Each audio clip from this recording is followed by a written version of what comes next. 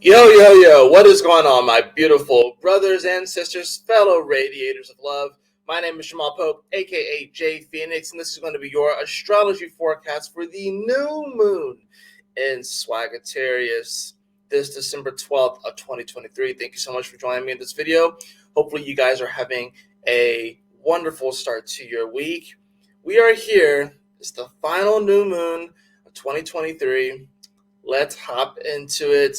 Check out what's going on with these astrological energies, astrological trends, so you can be better prepared to navigate these celestial energies.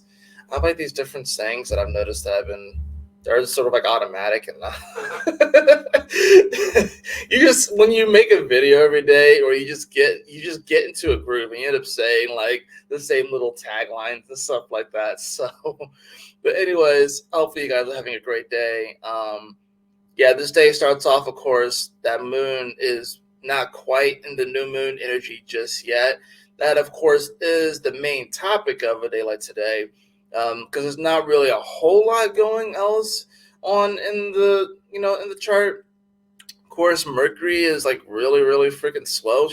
He's going to retrograde tomorrow. I say he, she. Mercury is pretty much the only non-binary planet for real. Like if like all these auto planets kind of have like a gender, Mercury is like truthfully like non-binary. Like if there was a planet that was non-binary, it pretty much takes on the energy whatever is around. So it's not really close to anything in particular. I guess it's probably like, it's 20 degrees away from Pluto. It's 18 degrees away from the sun. So it's almost at the midpoint between the sun and Pluto right now. So, I mean, I guess you could say that it's taking on a little bit of the energy of the sun, if anything. But in any event, like I said, this is going to be the last full day of Mercury that is direct. It'll be retrograding tomorrow. Now, of course, this new moon is in Sagittarius. That's going to be apexing later on in the day. We're going to see that coming to its fruition around 6:24 p.m. Eastern Standard Time. So it actually will be dark. It gets dark here like around like 5:30 now, because it's winter time. So it actually will be fully dark here on the East Coast when this new moon comes, which may bring a bit of an eerie kind of energy to it. Now this one is happening at 20 degrees. It is in quincunx to Uranus, which is at 1955 of Taurus, right? This moon is also going to be squaring. This new moon is also going to be in square to Neptune, which is here at 24 degrees of Pisces. Yeah, it's not exact, but anytime that you get like a major transit, especially like a new moon or a full moon, you want to look at what else it's aspecting and just like realize that there's still some influence there, especially because the moon itself moves so fast. So as soon as the moon comes off the sun, it's going to square Neptune. It's going to trine the north node. It's going to trine Aries. It's going to sextile the south node, right? So this is a pretty important new moon, being that's the last one of the new year of this year. We have to ask ourselves, I feel like this is sort of one of those new moons where it is sort of in many ways kind of like this recap kind of energy, as far as like, all right, what did we learn from 2023 and what lessons can we take? What new things did we learn about ourselves and society and our beliefs that we can carry on into 2024? Now, of course, we still do have a full moon that's going to be happening this year.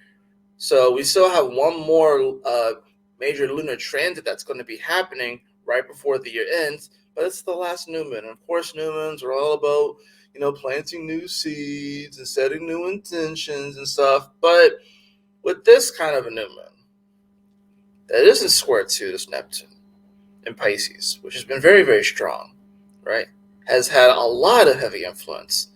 A new moon that's going to be in quincunx to Uranus and Taurus, which has been shaking things up, literally.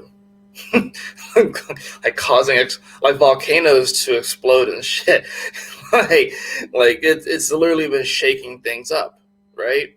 Earthquakes coming pretty much out of nowhere and stuff, right? It's in trying to this North Node in Aries. And Aries is here. Now, granted, Aries and the North Node are separating, all right? So they're getting a little bit further apart. But this is definitely a new moon where it's interesting, right? We have the awkward energy to Uranus, which Uranus is already kind of awkward. He spins on his side compared to the other planets, right? So it's like half of Uranus gets like day, and then half of it gets night, and it's just like it's just weird the way that works, the way that it faces like the sun and everything like that. So Uranus is already kind of weird, right? Got like a major gangster lane on it, and then you have freaking Neptune over here, which is the squaring energy. Poseidon ain't fucking playing around over here in Pisces, and that can have us feeling rather murky, rather like really kind of like locked in the tide and stuff like that, especially if you get too wrapped up and trying to have opinions on like every single news thing that comes out. You can find yourself getting jerked around emotionally like this. But the harmonious energy is to the North Node, which is with Aries. So the interesting thing with this new moon is that we have to learn how to find ourselves amongst all the chaos, amongst the discord, and maybe we feel that truly being ourselves and expressing who we are, if we know who we are, is that going to be the thing that causes discord in our life? That's the trine over to this energy.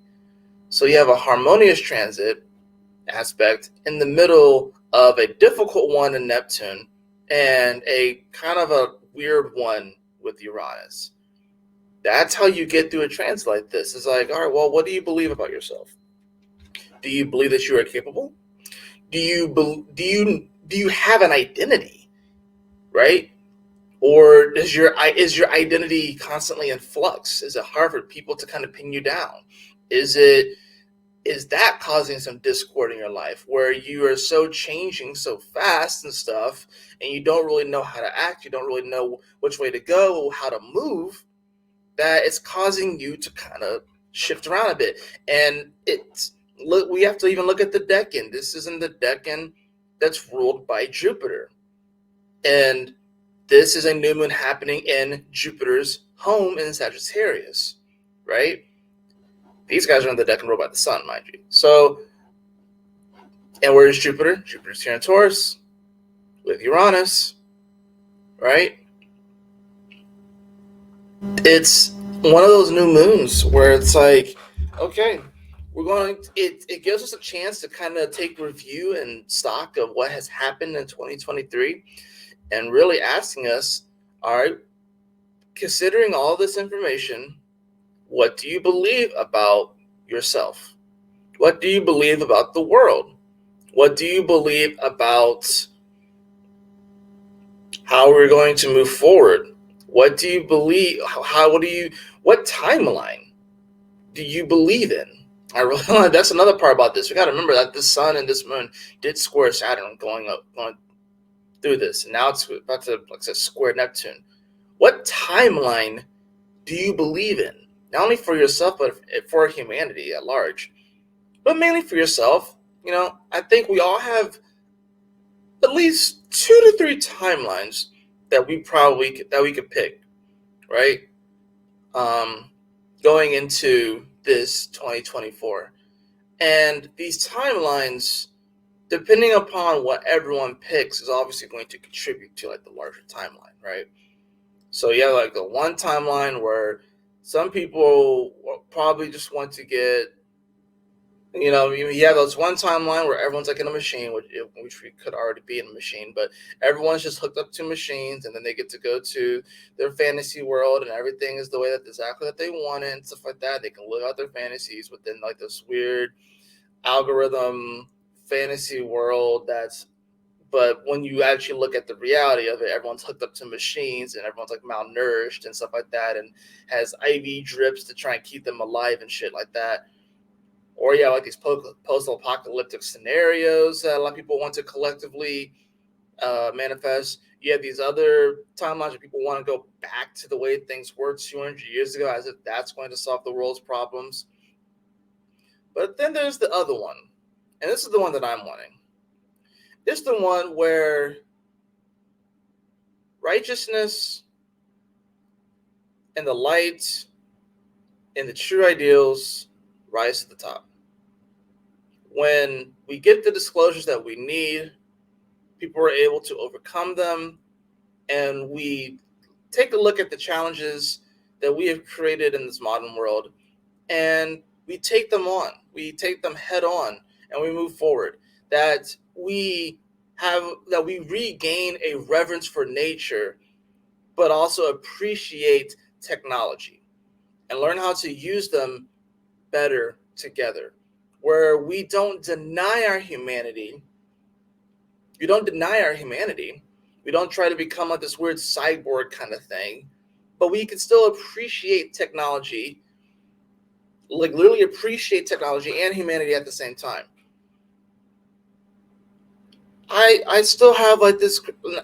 I felt like I was probably here at one point, but like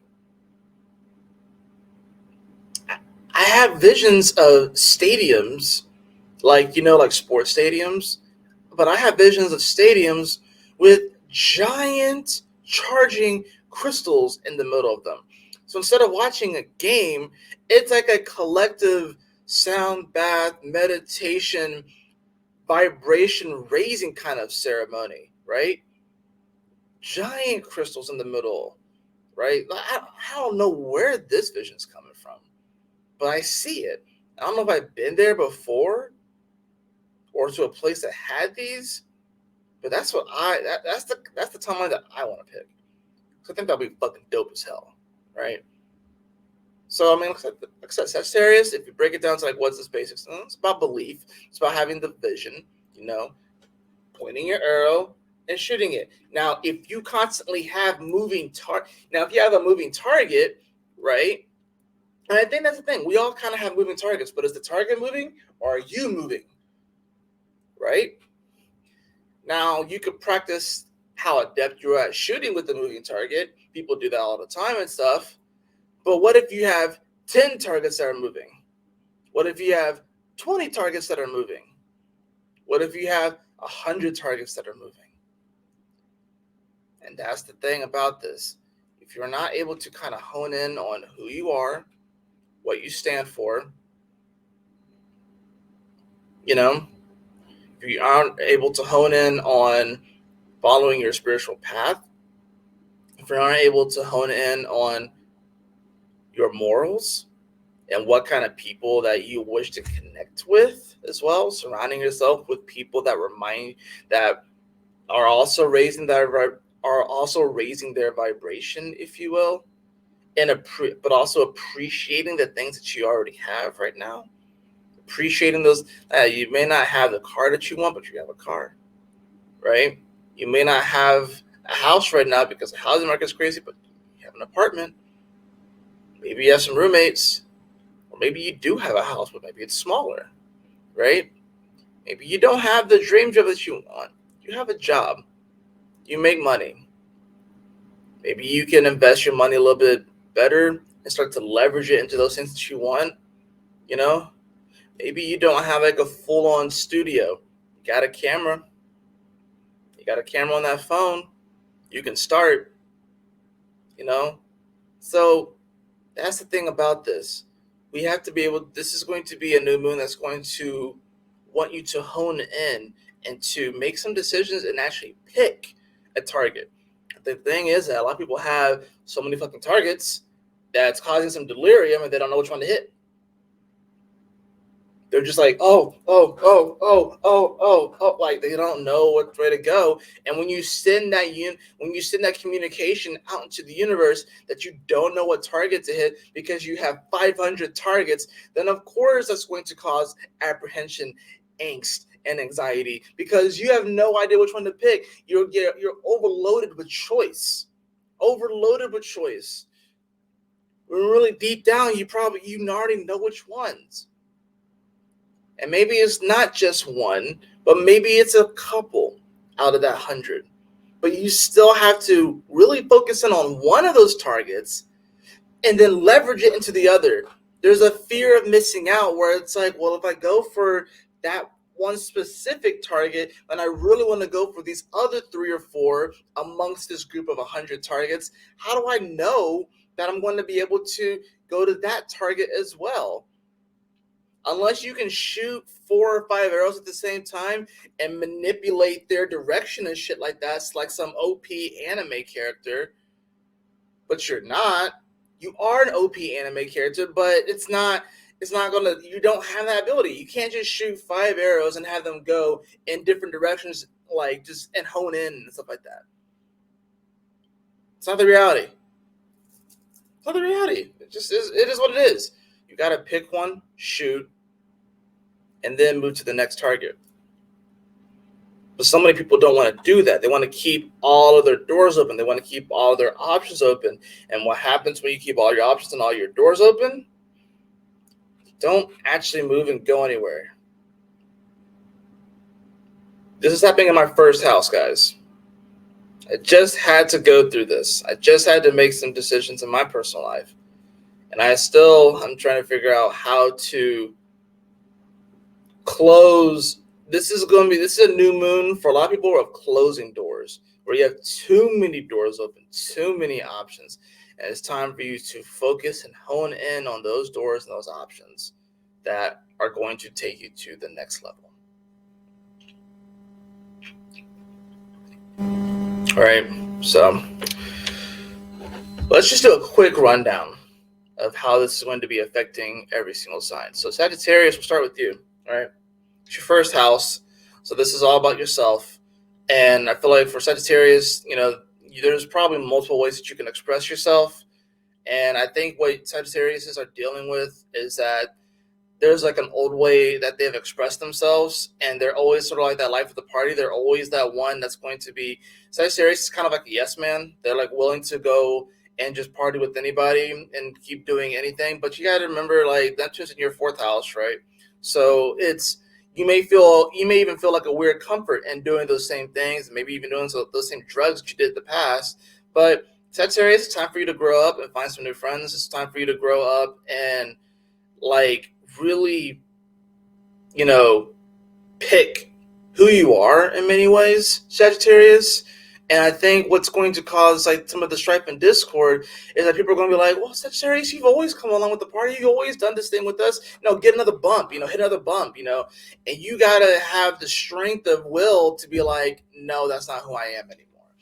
And people are going to say things. They may call you names. They may call you a wuss. They may be like, oh, come on now. You're weak. You've gone weak on us. But like, you have to ask yourself, you got to look at those situations and be like, yo, do I really want to go down those paths? I've gone on those paths many, many times before, and it's always caused weird headaches the next day. And it's led me down some very weird, awkward, dangerous paths. And it's not really giving me anything. It's not giving the same dopamine hits anymore. You're looking for serotonin right now, Sagittarius. You're looking for serotonin right now. You've had Pluto in your 2nd house for 15 years. It's been tough on Sagittarius as far as like their value in money and stuff like that, right? It's been transforming. So when that transforms, you're naturally going to transform with it, right? Capricorn, this is happening in your 12th house. I know I'm going the other way around. So actually, no, we'll actually go this way. We'll go Scorpio. Scorpio is going to be happening in your 2nd house. No, actually, I'm gonna flip it. Forgive me, guys. I'm gonna be a little bit weird and cause a little bit of strife and discord. We'll end with Scorpio, right? Capricorn, this is happening in your 12th house, right? Now, this has everything to do, like, this is like your beliefs of your beliefs, right? This is like your belief in spirituality, your ability to have faith. Pluto has been in your sign. Mercury is about to retrograde in your sign, right? Neptune is over here in your 3rd house. And then, of course, you have all that energy in your 4th house in Aries. And then, the 5th house of Taurus is where Uranus and Jupiter are. Capricorn, this is really about whether or not you It's about having faith, to be fair. Do you have faith that you can see this through? Do you have faith that you can actually aim and hit this target? Do you have faith that you won't miss out on the other targets, that whatever targets out of this 100 that you need to hit or need to experience, you have to have faith that you will experience those other targets. Yeah, maybe your vision hones down from 100 to like 5, but you still have to hone ultimately in on 1. And that, I think, is the scary part for Capricorn. It's because Capricorn wants to have all this control. And they want to say, well, how do I not know I won't experience those other 4 things that I really, truly want to experience, and that spirit wants me to experience, and that, like, I really feel it within my heart that I want to experience those things. You have to trust and have the faith that whatever you are meant to experience, whatever targets you are meant to hit, that you will hit them. But you have to hone in on 1, right? So Capricorns, you, with this final new moon of the year, and it's like I said, it's in your 12th house, Capricorns more than ever had to kind of walk the straight and narrow. Like I would say Capricorns, Sagittarius, yeah, but Capricorns have to walk the straight and narrow. You don't want to get yourself into like some weird 12th house situations and find yourself in a prison in your own mind, in a prison, and believing that you have to be a certain way and that things have to go a certain way. Capricorns can really get into a prison in what they believe things should be. So you want to avoid that the best way that you can, Capricorn. The way that you avoid that is by having faith and trusting in the process.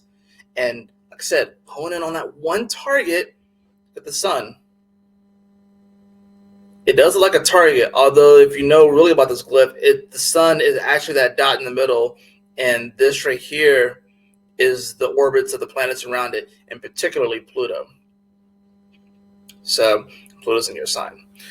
Aquarius, this is happening in your 11th house, which you naturally rule, of course. Aquarius, yeah, this is definitely going to come down to Aquarius.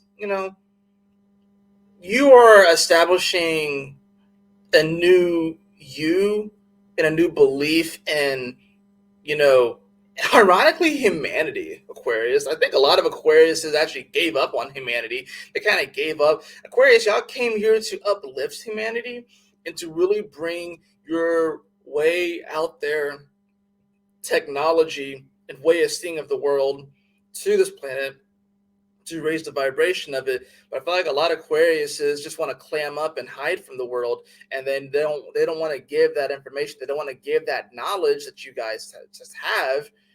But this is Aquarius. This is going to be establishing a new belief in humanity.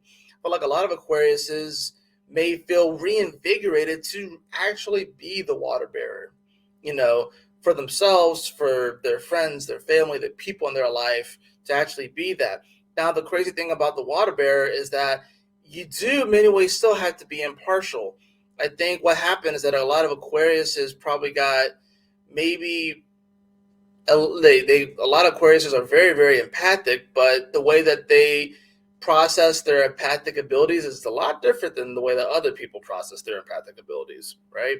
So you gotta think empathic abilities really start, I guess you could say, I would say like the 3rd, 4th house cusp is when these empathic abilities really start. But that 4th house is when those empathic abilities really come in. And what's been in your 4th house? Jupiter and Uranus. Your ruling planet, Uranus, is in the 4th house. So, and Aquarius, I hate to say it, but y'all don't really get along well with 4th house energy. Y'all don't really get along well with Cancer. I don't know what it is about Aquarius and Cancer. It's just something weird about it. I think it's because y'all kind of do similar things, but you do it from a more logical airway, and Cancer does it from the more waterway, and you're the water bearer. And it's like everyone projects onto you what Cancer does, and they expect you to do that, but you don't do it in that way, Aquarius. And I think it frustrates you, which is why you guys will just ghost people out of nowhere and stuff. So Aquarius, this new moon is going to be asking yourself, are you going to continue to ghost humanity and ultimately ghost yourself, because you still came here, you incarnated, and you are playing this human game just like anyone else? Are you going to continue to ghost humanity?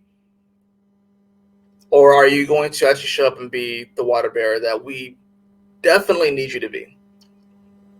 because no one can do Aquarius like Aquarius, obviously, right? But Aquarius, we do need you. And this, like I said, Pluto's about to come into your sign and it's about to transform a lot of stuff anyways. So I think Aquarius just kind of feel that coming, and I don't think Aquarius is going to take Pluto being in their sign as hard as Capricorn did. I really don't, even though it's going to be there longer. But like I said, Aquarius, we kind of need y'all to, step up and be the water bearer for real. Pisces, this is happening in your 10th house. So this has a lot to do, of course, with like your legacy and your career. And Saturn is in your sign, which rules the 10th house naturally. And of course, your ruling planet Neptune is in your sign as well. Yeah, this is definitely about how Pisces wants to be remembered and seen in the world. What do you believe about the things that you want to accomplish, the career that you want to have, the legacy that you want to leave? What do you believe about that? And I think Pisces have also been kind of okay with shutting themselves off and not really putting themselves out there the way that they want to. I think Pisces, first of all, you guys are so fucking magical. Like the way that you guys are able to manifest and just do things, it's like insane. I feel like Pisces really they haven't cranked it up as much as they could. Y'all really haven't. And I think Pisces is almost okay with being mediocre. Not all Pisces, right? This is a general reading and stuff. Not all Pisces, but a lot of Pisces have actually been okay with being mediocre. Well, stop that. Okay? Like, you're not mediocre, Pisces. You're the 12th house for a reason. There's magical energy for a reason. There's no need for you to be mediocre. You're super powerful. You're super magical. You have to believe in yourself. You have to believe in the legacy that you're going to leave behind. You have to believe that you can reach those heights in your life and not just be okay with just sitting at the foot of the mountain forever. Because Pisces, you can do that because you can just imagine, you can just actually project yourself to the top of the mountain and you can be fine. But wouldn't you want to physically be at the top of the mountain instead of always actually projecting yourself to the top and always imagining and fantasizing about the top? And yeah, you can get more than any other sign. You can get more sustenance out of actually projecting or fantasizing being at the top because you kind of naturally are in that realm. But wouldn't it be better if you were at the top of the mountain physically too? Aries, this is happening in your 9th house. So yeah, this is about your beliefs. And Mars, your ruling planet, is there with this new moon as well. So Sagittarius and Aries, this is kind of hitting y'all in a very similar way. Whether or not you really believe in yourself, whether or not you believe that you can do the things that you really want to do. And this is about, taking some much needed action. Now, the main difference, of course, between you guys is that Chiron is in your sign. You have the North Node and Aries in your sign. So I feel like Aries and Sagittarius are kind of doing the same thing, but Aries is going to be kind of like the bad guy in this. You know what I mean? It's like Sagittarius honestly could probably learn a little bit from Aries. Like if you are a Sag, check on your Aries friends and kind of see how they're going about it because they're going to be a little bit more savage about it. Sagittarius is going to be sort of like oh no, I can't do that. I'm trying to better myself, blah, blah, blah, blah, blah. Aries is going to be like, nah, I can't do that. That's what you kind of have to be, Aries. You have to be pretty straight to the point. Now, normally Sagittarius is pretty blunt, but Aries, I feel like you especially have to be like, nah. But what's weird about it is that Chiron is there. So you guys are already struggling with identity issues right now, right? And whether or not expressing who you really are or who you are becoming is going to really gel with the people around you. Let the cards fall where they may, Aries. And if those people don't necessarily get it, understand the new you and how you are raising your vibration, people are naturally going to vibrate out of your life, and you have to learn how to be okay with it. Taurus, this is happening in your 8th house. Right? This has a lot to do with your belief in, the depths of life. Taurus, you take your beliefs very seriously because this is your 8th house, right? So they're very deep. you can get quite emotional, admittedly, about your beliefs. And generally, there's probably some links to like childhood type stuff. Maybe things that happened in your childhood are the reason why you believe in certain things. I feel like Tauruses are probably going to be doing a good amount of shadow work with this new moon, being that is like I said, the moon is dark and it's in your 8th house, and the moon doesn't like to even be in that house too. So that Tauruses, you guys have a lot of shadow work to do as far as like kind of diving into your past and uncovering where is the source of this feeling, where is the source of this belief, and then when you can freaking claw past and crawl past all of the extra fluff of it, and you can get to the pure aspect of it, you'll end up finding a very beautiful treasure in that. And the original belief, you'll find it, and then you can transmute it, and then you can transform it into something that's going to blossom and be like this beautiful phoenix rising moment. But Taurus, you have to have the courage to go to the original feeling, to go to the source of that feeling, and uncover the belief that led to all of the things that you did to sort of surround and caress and hold that belief when like this like ice ball that is simultaneously kind of holding it and protecting it, but also a prison. You have to be able to melt away that energy, right? Go to that original belief and then transmute it so it can turn into something, a blossom into something beautiful, something that's going to really help you to move forward in your life. Gemini, this is happening in your 7th house, all right? So this is definitely going to be a lot about relationships, of course. You know what I'm saying? Your ruling planet is about to go retrograde, right? Geminis typically handle Mercury retrogrades pretty well, at least from what I've seen and stuff. Now, of course, this one's going to be retrograding back into Sag, which is opposing you. So this might be a little bit different for you guys. You know, this has a lot to do with your beliefs in relationships and your belief in finding the balance and the harmony in life. So Geminis, you know, you guys may be experiencing some interesting things as far as relationships go. Maybe new relationships come up, or maybe you find new beliefs about like a current relationship. It doesn't have to necessarily be romantic. It can be friends, family. Bye, Burbies. I love you. Where are you heading out to? Oh, yeah. Have fun. Have fun. I love you, Jackson. I love you too, Burbies. But yeah, so you're going to find maybe you have like a new belief within your relationship. Maybe you and a partner, you and a friend, you and whomever, maybe you guys almost build like a new goal together to kind of strive for. Drive safe, Burbs. You too, man. I love you. I love you too. So yeah, Gemini, this can be just kind of like a refreshing energy in like your partnerships. And maybe you and a friend, Gemini, you may end up finding yourself connecting with an individual or someone that you've always been with, and you guys might be on the same page. It's like whereas Sagittarius is the one that's kind of removing himself from the party with the people that they hung out with in their 20s, that did the drugs, that did the partying, that did all that sort of stuff. And maybe you still like aspects of that culture, like the music and everything like that, but you want to separate yourself from the darker aspects of it. Gemini, it's like you and another person, almost like a group of like 10. And both of y'all are like, this ain't the vibe anymore. And both of you kind of back out. All right. Sagittarius themselves, Gemini, it's you and another partner. You're pulling someone with you. Probably the person that you brought with you. Probably the introvert. Gemini's probably the introvert that you adopted and brought to the party and shit like that. And maybe the introvert was Sag. Maybe the introvert was Aquarius, something like that. And then you're both like, oh man, I'm not really vibing with this. Are you vibing with this? And the introvert's like, I never really vibe with this, but I kind of went along with it. It's like, all right, well, let's go over there instead. All right.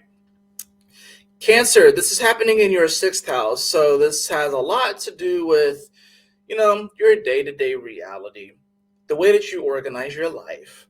You know what I'm saying? And that's the thing about Cancer is that your day-to-day reality is a direct reflection of your beliefs, right? So I know some of y'all are not going to like that. Some of y'all are going to be like, wait, but, you know, What do you mean that my day-to-day reality reflects my beliefs? I didn't ask for this shitty job.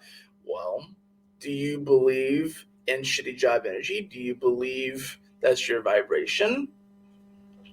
That's where your day-to-day, that's where your day reality is, you know?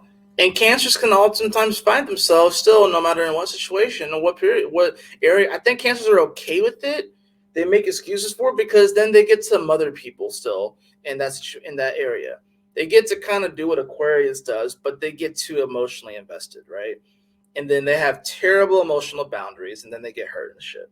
And then they run off to the next area, the next place, where they change the day-to-day reality, right?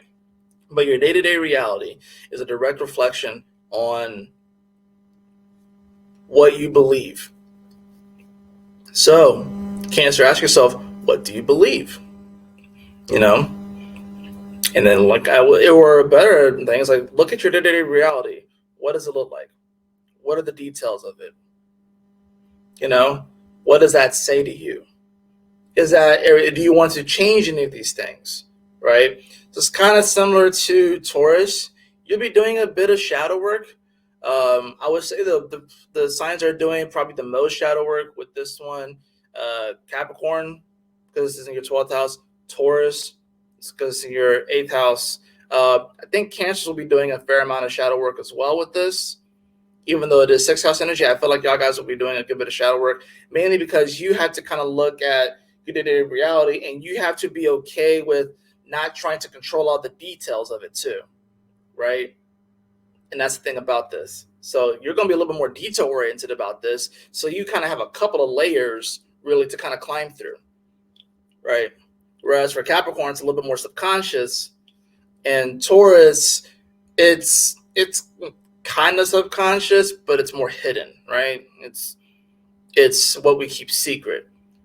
For you, since it's 6th house energy, it's like all of the stuff. So it's like, I feel like Cancers, it's like you've been kind of hoarding beliefs. I feel like you've been hoarding too many beliefs, Cancer. It's time for you to actually clean up some of these beliefs and actually see the floor again. You know, you've hoarded so many beliefs about yourself, about the world, about situations, that it has been causing you to like step around your home like this, and you can't get anywhere fast, but you've almost become comfortable in the field and in the hoarding of all these beliefs. It's time for you to clean it out. It's time for you to clean it out. Leo, this is happening in your 5th house. The sun, which rules you, is in your 5th house, right? And you are the natural 5th house. So Leos, I think this will be an interesting new moon for you guys. You guys will be feeling more invigorated, more empowered, more inspired. And I think this is going to be good because you really need this, because Pluto's about to come into Aquarius and start to oppose you for the next 20 years. So I think this is going to be a new moon that in many ways is going to remind Leo, hey, be a Leo, okay? Be the sun, be that beacon, shine brightly, right? Be in that energy. And maybe even be a little obnoxious about it, you know what I'm saying? Not arrogant, not an egomaniac, not egotistical about it, but like honest, just truth, shine brightly. You're going to really need this energy, right? Now, what's weird about it, of course, is that this new moon, like I said, it is in square to Neptune, right? Which is in your 8th house, right? You have Saturn and Neptune now in your 8th house, right? So there are some hidden things. Maybe there are aspects of your spiritual path that are a little bit hidden from you. And maybe there's even a fear to, like, when you really express yourself, what's going to come out of that, right? Maybe some hidden enemies and shit like that too. And maybe I think that's what Leos are afraid of, is because they're like, well, if I really do believe and like express myself, there are going to be enemies that kind of come out of nowhere. Yeah, probably. Because you shine so brightly, you're naturally going to attract them, like fucking flies or moths to a fucking nightlight or something. You know what I'm saying? But you can't be afraid of that, right? You cannot be afraid of that. We're going into the age of Aquarius, right? If you don't think for a second that your whole energy is not going to be activated this entire time, you got another thing coming, Leo, right? So this is Leo, be Leo, okay? Be Leo. Be a little obnoxious about it. Like I said, not egotistical or arrogant, but a little obnoxious about it. There are people kind of roll their eyes. You know what I'm saying? Like, oh my God, he's being a Leo. Good. Continue to do that. Virgo, this is happening in your fourth house, right? So it's kind of similar to Cancer as far as the energy goes. You're doing a little bit of shadow work as well, being that this is in your fourth house. What's interesting about this is that, what do you believe about what you feel? What do you believe about what you feel? And you are having to do a bit of shadow work too, because there are certain feelings that you will be having around certain situations that you have to ask yourself, are you going to get caught up on the surface level of these aspects? Or are you going to try and go and find the deeper meaning and the deeper reasonings behind this? So similar to you, where Cancer kind of has to look at their surroundings, their day-to-day reality, and start there. You have to start at your emotions, the way that you feel.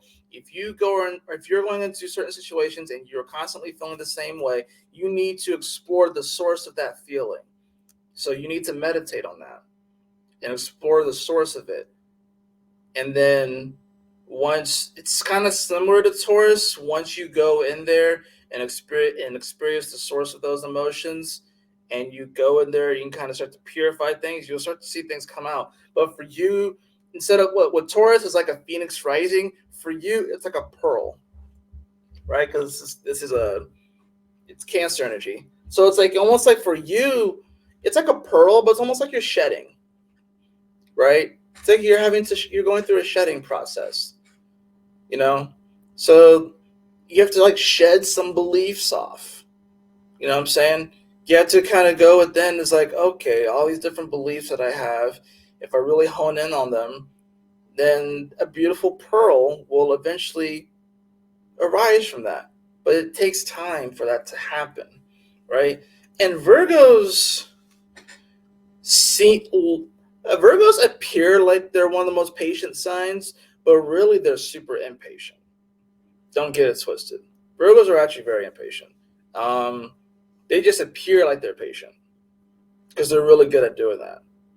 So this is going to be an exercise in patience, and this is an exercise in like I said, exploring those emotions, finding out what the source of those emotions are. When was the first time that you felt disappointment? When was the first time that you felt love? Although love's not necessarily emotion, but when was the first time that you felt, jubilation? When was the first time that you felt that? When was the first time that you felt that? And mainly, of course, with this new moon, it's probably going to be more of like the negative emotions per se. But you have to ask yourself, when was the first time that you felt this? Go back and explore that, sit in that feeling, transmute it, and then rise. Libra, this is happening in your third house. So this is Libras, you are having to establish new thought patterns, new thought paradigms right now. Because for Libras, this is about what you believe about your own mind.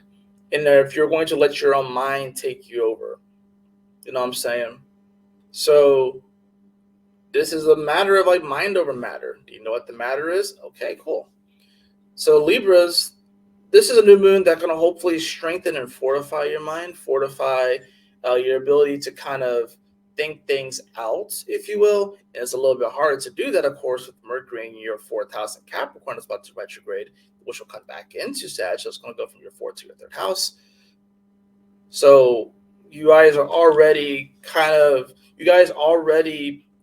when it comes to like your legacy and purpose, you guys already kind of get a bit emotional about it. And the reason why Libras kind of have a little bit of difficulty sometimes climbing the mountain, and not it's because they outsource themselves too much to other people doing that fourth house thing and trying to mother everyone on the way to the top instead of just like, you can't necessarily worry about everyone.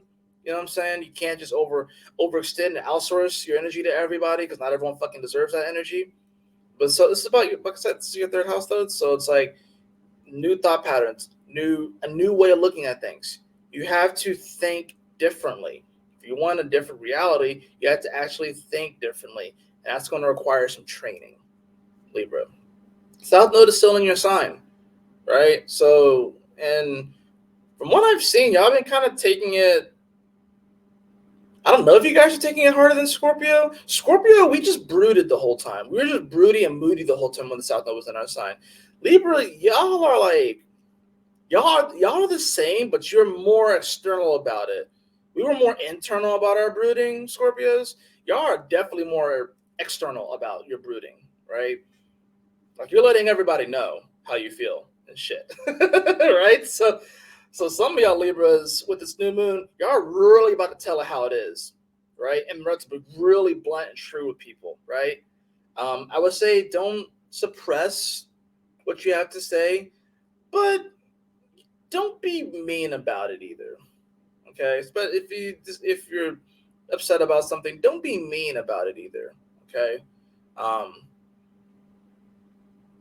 do the Libra thing. Be a little PC about it. Be a little politically correct about it, but still be honest and still hold yourself accountable and hold those people accountable that you feel like you have to hold accountable. Right, Scorpio. This is going to be in your second house. This has everything to do with your values. This has everything to do with your finances, money. So this is about, what do you believe about money? What do you believe about your value? What do you believe about what you plant in your life in that Taurus ground? So I feel like this is, and Venus is in your sign with Pallas Athena.